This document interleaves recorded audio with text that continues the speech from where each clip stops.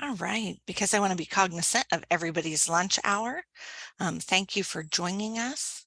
This is the Miami Valley Business and Nonprofit Solar Co-op. I'm Mariah Williams. I'm the Program Associate here in Ohio, and I thank you all for joining us today for the first presentation of this business co-op in our Lunch and Learn series. We'll go ahead and get started so that we can make sure that we are running on time for you. So a bit of housekeeping before we dive in. Whenever you joined, your audio would have been muted. Please keep it that way so that everybody can hear throughout the whole presentation. If you can take a moment to submit any questions that you do have in the chat, we will be able to answer those either in the chat or at different stop points throughout. And then this webinar is being recorded, and we will share a link to the recording to everybody who RSVP'd. A special thank you to our partners in this co-op, the City of Dayton, Montgomery County, Dayton Regional Green, SOPEC, and Power a Clean Future Ohio, as well as our partners that are in particular attached to this because it is a business co-op, and that is the University of Dayton, Revolve, and Dayton Area Chamber of Commerce. So what is Solar United Neighbors? We are a vendor-neutral national nonprofit, and we help people and businesses go solar and advocate for better energy rights. Our Ohio program started back in 2015, and since then we have had 603 households go solar with us, and some small businesses as well. 4.5 megawatts of solar has been installed in capacity, and that has invested $12 million into our local economy. So let's talk a little bit about solar technology. So how does solar work? So these are solar photovoltaic panels, and they convert the solar energy into electricity. And panels are made up of several parts and pieces. They start with those solar cells, and in order to protect them, because they're quite fragile and break easily, they encapsulate them into glass backing sheets and a frame. There's also a little junction box on the back of the panel that lets it put that solar energy into electricity and send it where it needs to go. So if you are in a house with your business or nonprofit, as I know some of you guys are, then if you have a shingle roof or a slate roof, there is a system called racking that they mount on those, and then they attach the panels to those rails. If you have a standing seam roof or a flat metal roof, you are able to, have those attached as well using a more clamp style system. And if you have a very flat roof, maybe a rubber membrane roof or something of this nature, you might opt for a ballasted system, which is held down by weights. In that case, they do have to check the building's structural integrity as well to make sure that it can hold that extra weight that comes from those ballasting systems. And then if you do have a larger area or a parking lot that you want to cover, ground mount or like a solar canopy could be a good option for your business or nonprofit. Some of the system components that you may not have quite as much awareness of are the inverters. So for businesses that have three-phase power, there are special string inverters that are utilized. And if you do have a smaller business or you're in one of those older homes with your business or nonprofit, then what you're going to find is that for the split phase power, which is your standard household service, that you'll be using more standard household string inverter and DC optimizer equipment. And on the very smallest systems that get installed, they might still use the micro inverters, which are usually for more residential use. And none of these do you need to know which one you'll need. That is something that whenever the installer comes out to do the readiness inspection, they will go over with you. But I just think it's nice to be able to see those pieces in case you do have questions about them. And then for another system component that you may need is an electrical panel. This is not quite as likely needed in this co-op because you guys are businesses and nonprofits and you do have codes that you have to apply to. But if you have an older panel that is very full, it's outdated, or maybe it's not quite up to modern code, or if you are in a commercial facility that didn't get upgraded before you went through a lot of growth, those are reasons why they may decide to upgrade your commercial panel. So is your space right for solar? So some of the things that we're going to look at first and foremost for you are your roof and building condition. Those are very important because we obviously want to make sure that you stay structurally sound and that you have a roof with little to no shading, and also that has enough space to mount panels. In most cases, if you're in some sort of commercial structure, you're going to have good space, but sometimes there's already things on your roof in use, you know, so those are all factors that will be taken into consideration. And then some of the other things that we'll have to have some of our teammates or have some of the outside groups like the University of Dayton that are helping with energy audits look at are the roof warranty. We want to make sure that continues for you. Obviously, the building structural integrity, which we mentioned a little bit on the previous page, and then how the roof is being penetrated, because we want to keep that to a minimum so that you don't have any type of issues, especially with those flat roofs. So some important terminology that you'll hear tossed around throughout this presentation and whenever you're talking to your installer are kilowatts, which is the system's instantaneous power production, and kilowatt hours, which is the energy produced over the course of a day. And the easiest way that I have found to break those two terms down is by thinking of kilowatts as a garden hose and kilowatt hours as the vessel you're trying to fill.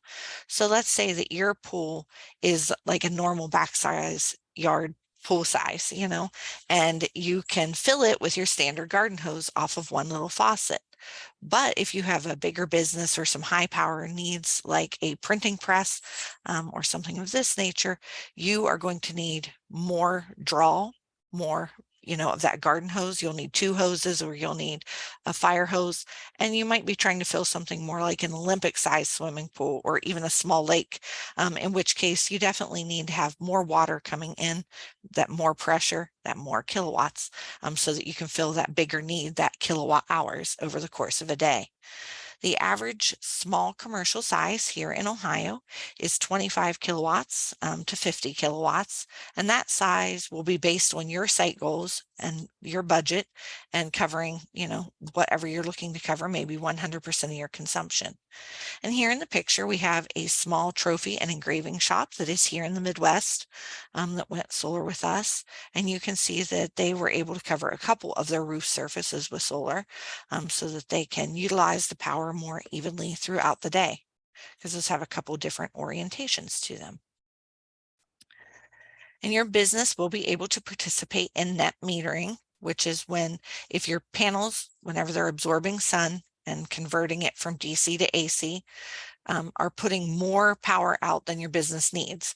And that'll happen most often for businesses and nonprofits whenever you're outside of operation hours.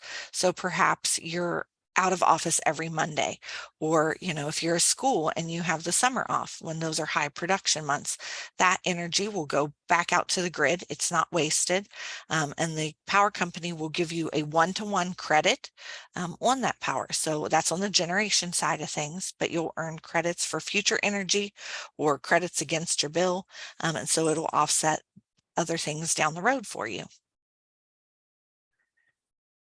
So what happens whenever the power goes out? Even with your business or nonprofit, whenever the grid goes down, there are safety mechanisms in place that shut the power down from your panels. And that's because we don't want to hurt those linemen that are up there working on it by forcing power back out to a line that they think is probably turned off. So if you want to have access to your power during an outage, you'll need to have battery backup for your system. Not all businesses and nonprofits will need to have battery backup, but if you're prone to frequent outages or you have some critical loads that need 24/7 service every day of the year, maybe you're in IT or you have a lot of freezers or you have a security system, Or if you're just wanting to maybe be a neighborhood resiliency center and you're preparing for those disasters for, your community, those are things that you might want to consider batteries for so that you have access to that energy at all times. And you can sometimes replace generators with your solar and the batteries and that can be a good thing to do because you don't have to keep bringing in the fuel for that generator. There's less maintenance because there are no moving parts on solar. And then there's also things called microgrids that can help you to avoid demand charges, which is where you would size up your solar to have that excess power available.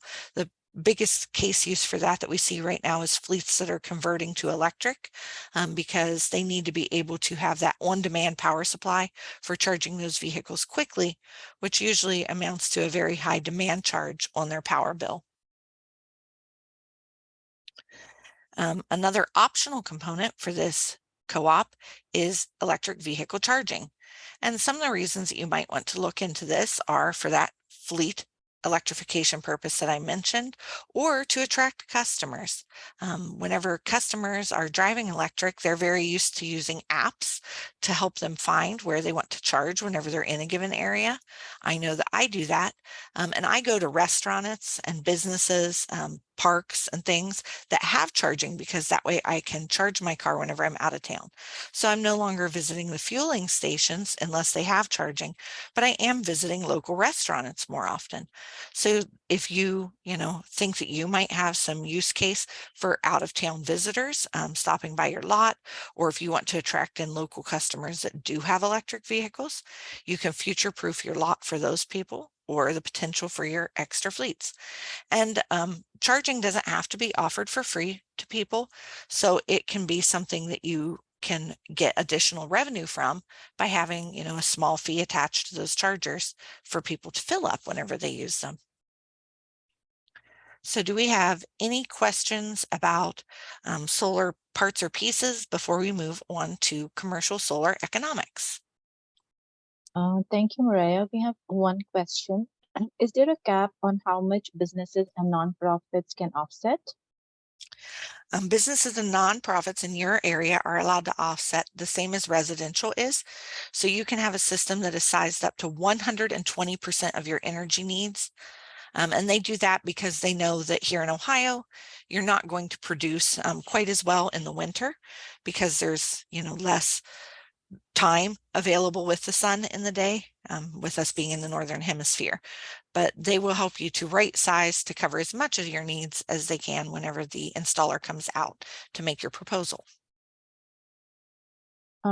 Great, thanks. And for EV chargers, do we have businesses and nonprofits have to let the installer know in advance if they have a fleet of EVs they are looking to charge? Absolutely. You'll want to let them know what you're planning to do with the power in those cases. So if you're just trying to offset a building, they may not take into account how many fleet vehicles you have.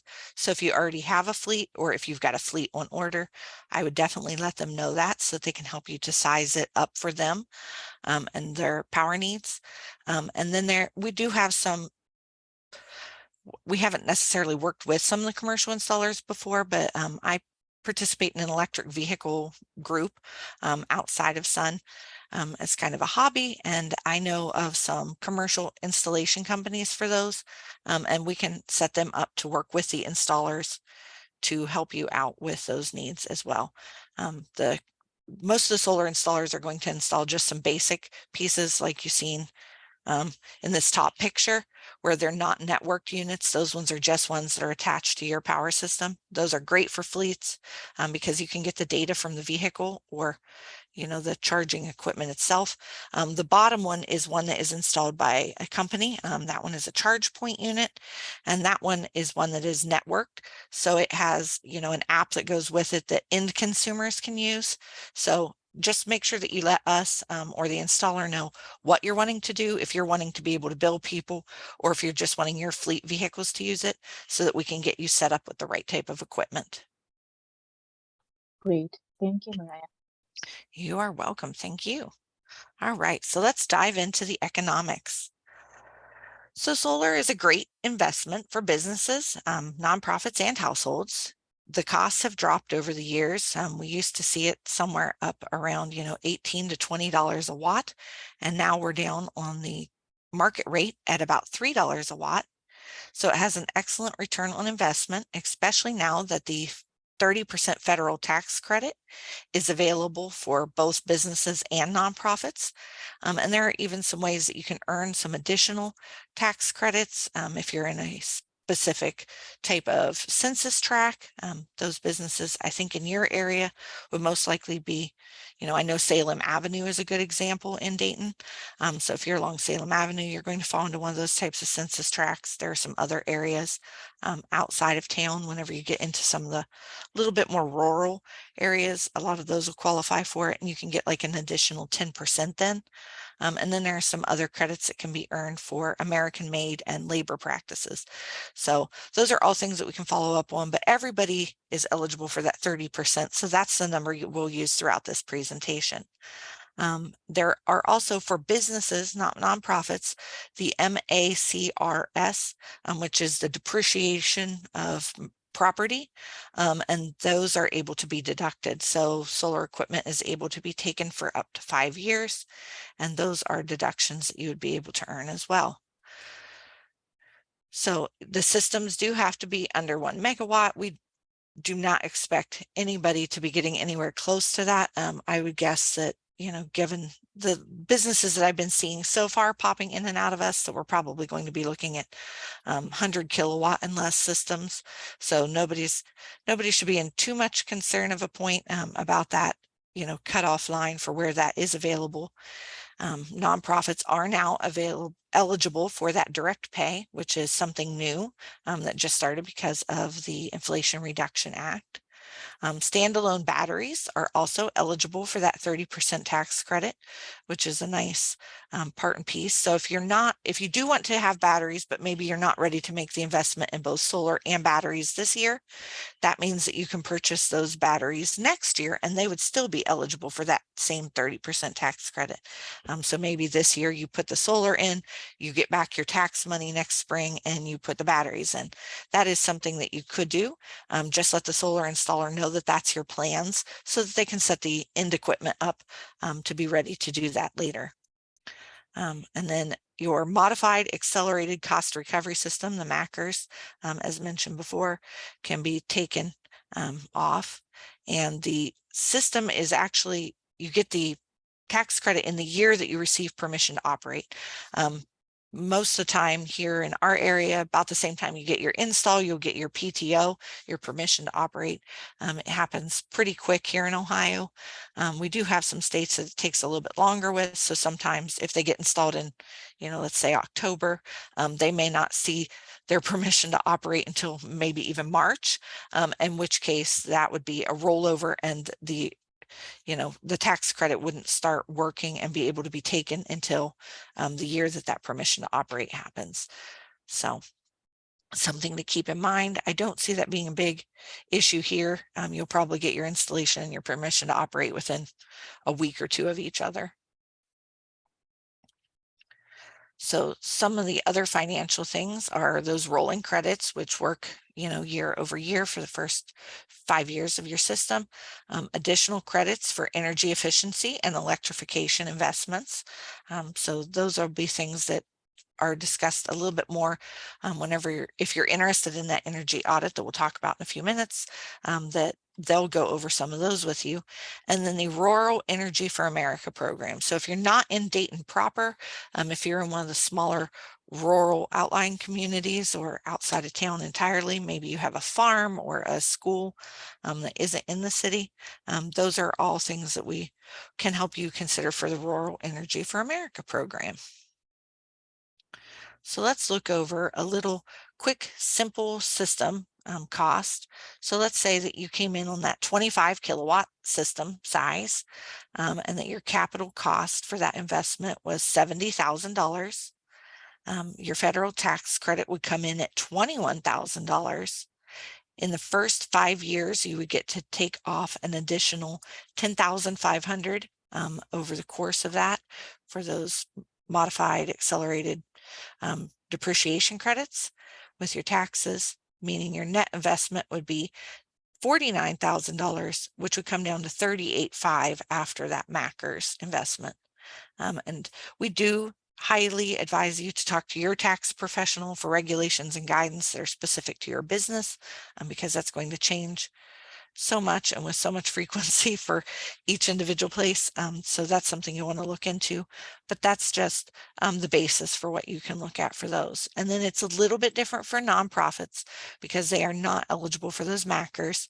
So their capital cost on that same 25 kilowatt array would be that $70,000. They would only get the federal tax credit at 30%, so $21,000. So their net investment would be $49,000. And again, there are some additional incentives that might be available in specific census tracts for American products and workforce. So you can talk to your tax professional for those specifics on your nonprofit. So a little bit more about the Rural Energy for America program. This is a federal grant/loan program, and grants can cover up to 50% of the total cost for that solar project. Anybody that's eligible would fall into like the farm category. So 50% of your gross income comes from your agricultural operations, then you're automatically eligible. Or if you are a small business located in those rural areas with the USDA guidelines in place, then they can do that. There's lots of information on our website at solarunitedneighbors.org/REAP. And if you don't remember that, if you're just looking for it later, you can always on our website look up, REAP or rural energy programs, federal grants, anything like that that you search for will help to bring those pages back up as well. And then we do have a partner in the area, SOPEC, the Sustainable Ohio Public Energy Council, who is also willing to help you out with REAP. So if you have questions about, do I qualify, they will come out and do a 30-minute assessment on your site. They'll create an optimized report with, solar estimates, talk to you about those federal grants, tax incentives, and the low cost financing that you can take advantage of by being a rural business or a farm. So if you have questions about what they can offer you, or you think you qualify for it and you want to talk to them, let us know. You can send us messages at ohioteam@solarunitedneighbors.org, and we will pass you along to our connections at SOPEC, because they will be more than happy to schedule that with you to help you out. So for our nonprofits, we have a group called Revolve. They are operating out of the University of Dayton to help out with financing. So they are a national nonprofit. They have student teams at universities across the country. And what they do is work with nonprofits and co-ops to help with the upfront costs of funding them to help them go solar, because they're very well aware that as a nonprofit, you may not have, that capital investment just lying around waiting to go onto your rooftop. So they'll develop a proposal with their team and with that local solar installer that we vote on later on in the co-op. And then they will pay for that upfront cost of the system. And for the first 20 years that it is on your roof, those panels will be owned by them instead of you, but they will give you that energy back toward your bill so that you're saving at least 15% for those first 15 years and not having that loan payment to make. So if your electric bill on your business was, $150 to $200 a month, the payment for Revolve would be about $100 to $150. And then they would take care of the rest of the loan. And your expected savings then for that first 20 years would be about $16,000. So if that is something that you would like for your nonprofit, you can let us know on the application. There's like a nice little fill-in space on our website that's, any additional information you can say, put me in touch with Revolve, put me in touch with SOPEC, put me in touch with the energy audit, and we will pass your information along to them so that you don't have to re-enter everything with them. Or if you prefer to connect with them yourselves, Patrick Hoodie is going to be the person that's local to you. The rest of these guys are on the national teams, but Patrick can be reached at hoodiep1@udayton.edu, and he's the student liaison for the program. So do we have any questions about solar economics before we dive into what to expect next from the co-op? Thank you, Mariah. Not a direct question to solar economics, but ideally, what is the process? We sign up for the co-op and then reach out to these partners for any assistance for REAP or nonprofit. If you can tell us a little bit more on that. Well, we're going to dive into a little bit more of the co-op process here, but I would say your best first step is to visit the solarunitedneighbors.org/MV solar. That is the specific page for the co-op, for the Miami Valley Business Co-op. And then once you've visited that page, there's a spot on there that'll say that you want to join the co-op. It'll collect from you your name, the business's name, the address. It also collects like your for a power bill for 1 month so that we can help you to assess what your power needs are. Then we'll do that free roof assessment with you. Some of the other questions on that form are things like, what is your roofing material if you know it? Do you want to look into installing those EV chargers? Those kind of things. So you'll go down through and answer those questions. And the very last question says something along the lines of, is there anything additional that you want us to know?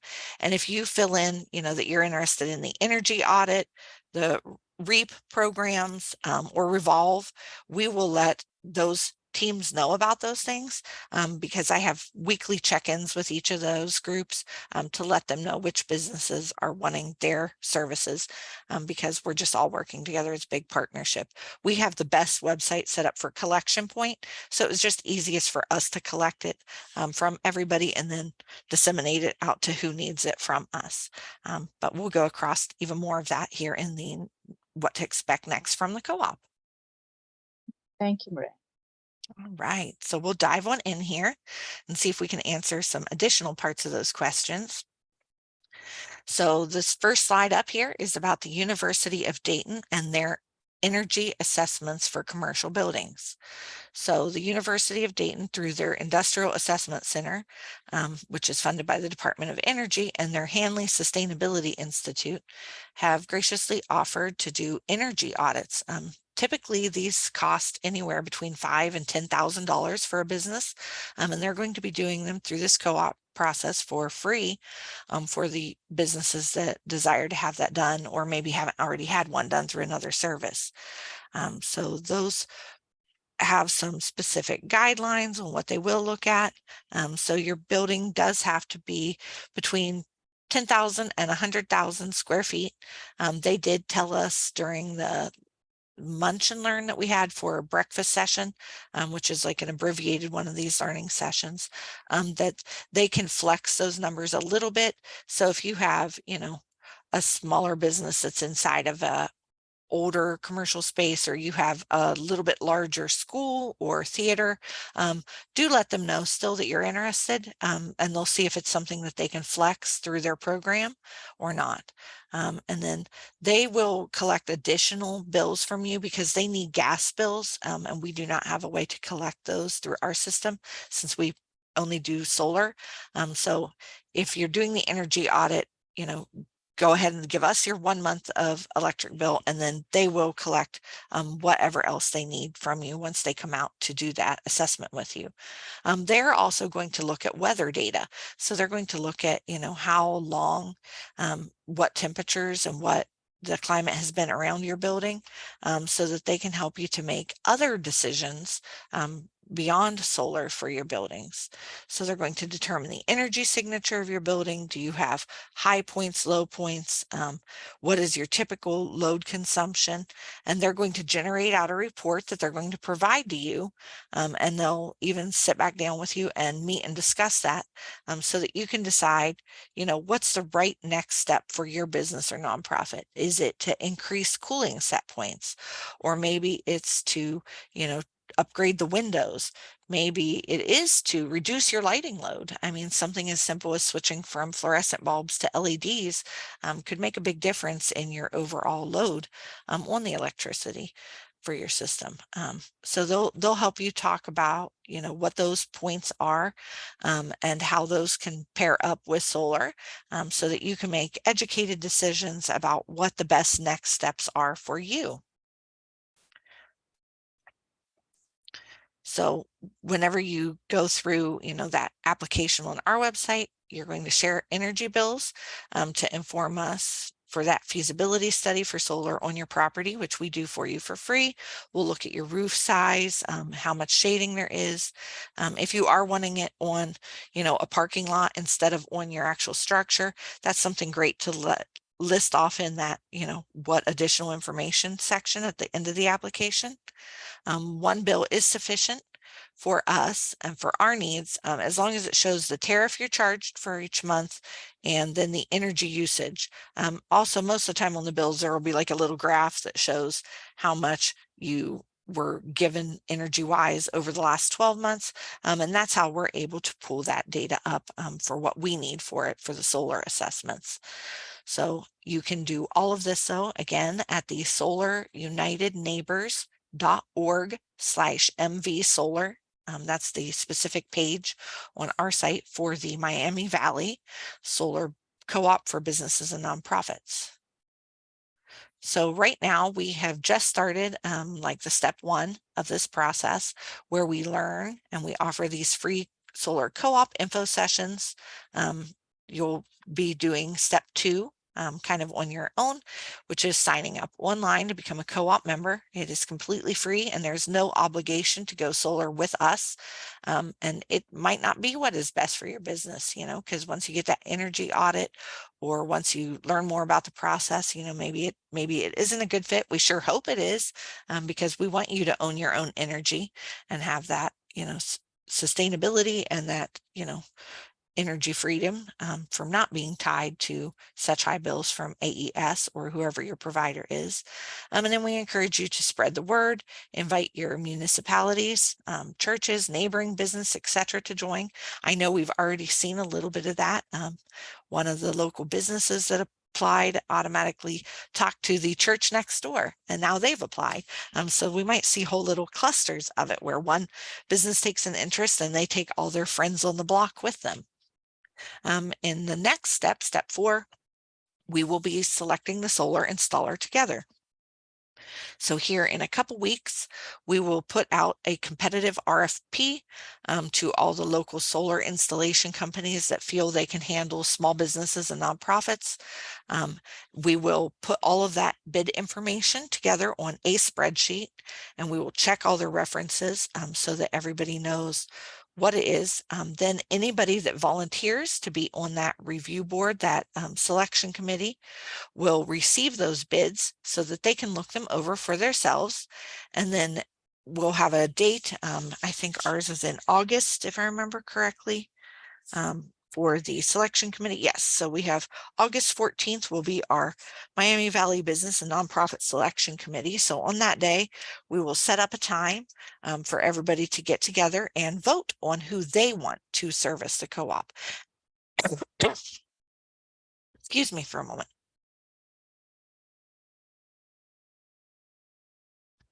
Sorry about that. Got a little frog in my throat. So on that day, though, what we'll do is we'll get together, we'll review all of those bids and proposals together.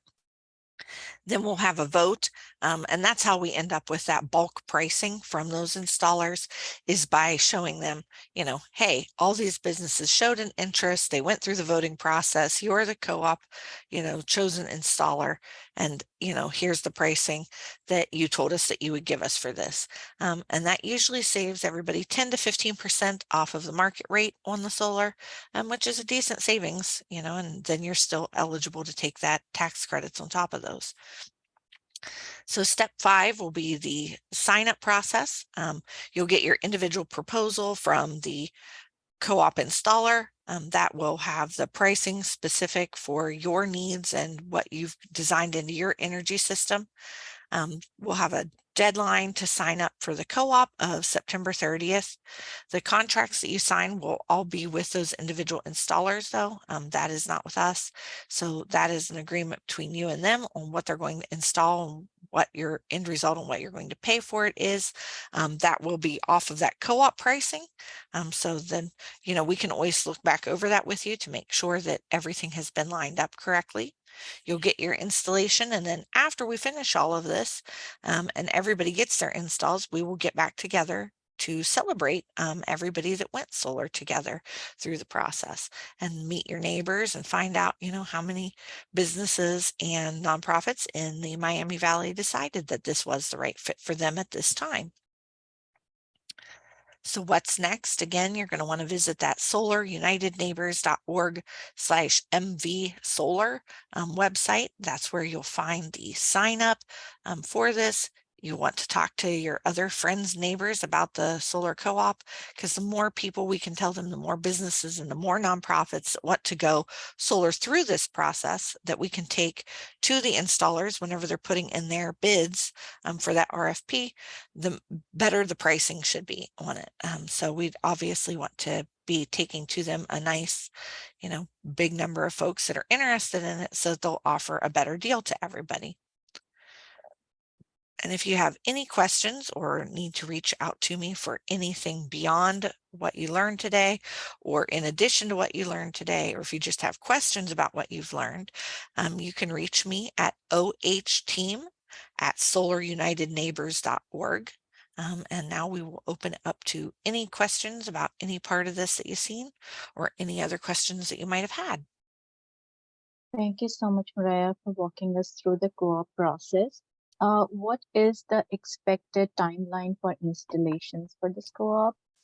If you can give us an idea about anything tentative timeline of installation. So since our selection committee is August 14th, we will have selection that day. And then over the next couple of days, we'll have the installer sign their co-op agreement. Then we'll start putting out to all the businesses that participated in that selection committee and are signed up for the co-op as a whole, who the chosen installer was. They'll start setting up times with you to come out and do your on-site inspection, to design your individual proposals and such. The more people, the more businesses and buildings and stuff that they have to assess. Obviously, they can only do so many of those in a day, so it takes a little bit longer.